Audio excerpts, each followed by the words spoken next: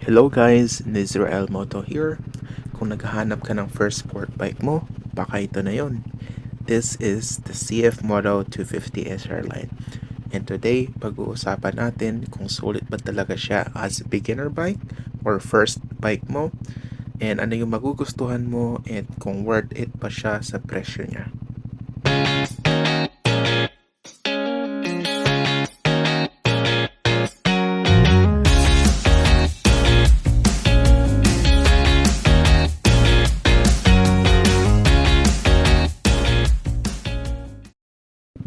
So, meron tayong mga tatalakaying bullet points, guys. First is first impressions niya, or first impressions ko sa motor na to. Design and build quality, ang engine at performance niya, ang riding experience overall, and of course, yung mga features and tech and pros and cons. So, ayan, let's start. For context lang, guys, ginagamit ko na tong bike for around 7 months. Currently at 6,700 odo na siya.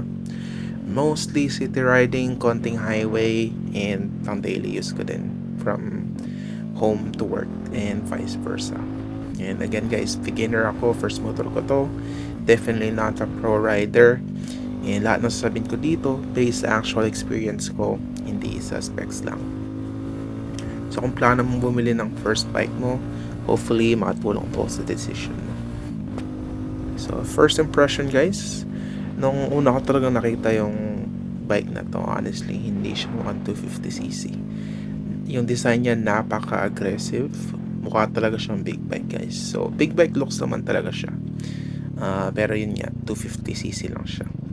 Maybe sometimes guys pag naka-park siya or pag nasa kalsada na traffic ka, marami talagang napapalingon na nagtatanong, big bike yan boss, ilang cc yan boss? So hindi nag-go-out sila sa amin, 250cc lang to. Kaya ayun, sobrang pogi niya sa daan. Next guys is design and build quality. Pagdating sa design guys, definitely panalo talaga to. Yan yung main selling point ni 250 SR line. Kasi nga yung fairings niya, napaka-sporty, yung headlights, napaka-modern ng datingan, and aggressive ng harapan niya. And yung overall build quality naman, very okay siya sa price niya. Definitely not premium level, pero hindi siya cheap tingnan. May mga parts na medyo basic, of course, kasi nga light version lang siya. Pero kung mahilig ka mag-modify, magandang platform to. Madali siyang pagandahin lalo using aftermarket parts. Punta tayo sa engine at performance. Sa engine niya, meron siyang 250cc single cylinder, 4 valves. Hindi siya sobrang bilis, pero hindi rin siya mabagal. Sakto lang sa beginners. Smooth yung throttle, madaling i-control, hindi ka mabibigla. Sa city, definitely okay siya pang daily. Sa highway naman, kaya naman niya, pero maramdaman mo na may limit siya. So kung hanap mo is pang daily at learning bike, goods na goods. Punta tayo sa riding experience. Ito yung pinaka-importante. Yung actual riding experience habang gamit mo tong motor. First guys, napakagaan ng motor.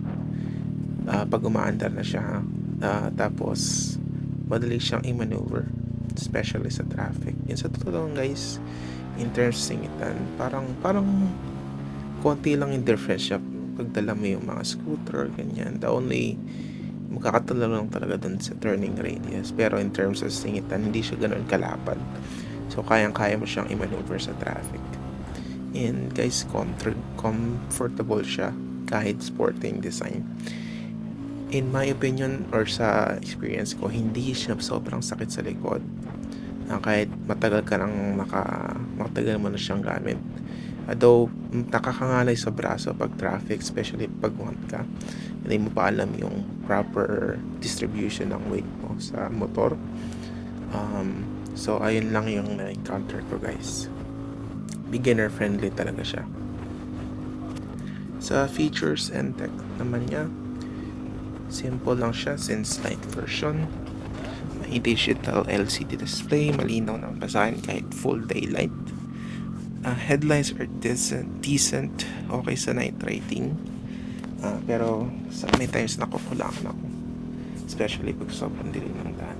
Wala siyang advanced electronics guys. Like traction control or riding modes. Pero honestly, as a beginner, parang di ko naman kinailangan yung features na yun. And dito pala tayo sa guys, fuel consumption niya. Matipid siya for a 250cc or sa category niya. Pero definitely mas matipid yung mga scooters or 150, 155cc. Pero perfect to for daily commute. Hindi ka mabubutas sa gas. Pero ngayon, habang ginagawa itong video na to, may sigalot sa Iran. So, mahal yung gas. Maintenance wise, very manageable siya. Hindi ganun ka-complicated. I mean, change oil lang, change oil filter. And that's it. Overall, practical siya gamitin everyday. So, ayun. Pros and cons na tayo. Pros, number 1, beginner friendly talaga siya. Number 2, of course, sobrang pogi sa daan. Pogi ng design niya. Number 3, of course, affordable siya compared sa competitors. Price niya pala siya at 138,900. Nakuha ko siya sa Motostrada, Caloocan. Number 4, pwede siya gamitin as a daily use bike. Sa cons naman, as a beginner, siguro yung limited yung power niya. Kasi eventually, gusto mo nang magkaroon ng mabilis o malakas na motor. So, mabibitin ka pagka mas comfortable ka na siyang gamitin. At of course, then number 2, basic lang yung features niya dahil light version siya. Actually, ng 300 SR. Basic lang yung swing arm niya. Telescopic lang yung front suspension. Pero even though ganun, may ABS pa rin harap likod. Not bad. So, para kanina tong bike na to. So, perfect to sa first bike mo pag daily commuter ka. Even though gusto mo ng sporty look without too much power. And overall, sulit yung 250 SR Lite. Hindi siya perfect, pero ginagawa niya yung purpose niya. Which is to give you a solid beginner-friendly riding experience. So, ayun guys, Nizrael Moto here. Kung may tanong kayo or may gusto kayong malaman, comment nyo lang below. I'll try to help based sa experience ko. Peace out.